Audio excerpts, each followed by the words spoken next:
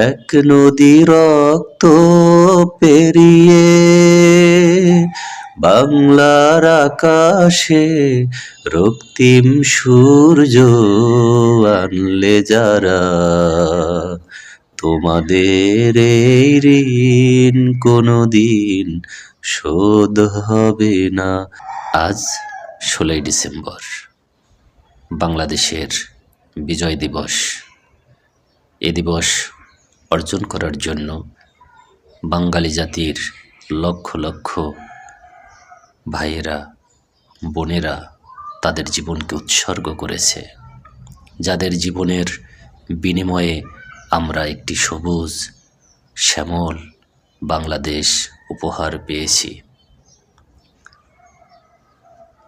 এ দেশ স্বাধীন করার জন্য যারা স্বেচ্ছায় জীবন দান করেছেন, আল্লাহ রাব্বুল আলামিন তাদের সকলকে জান্নাতের মেহমান হিসেবে কবুল করুন।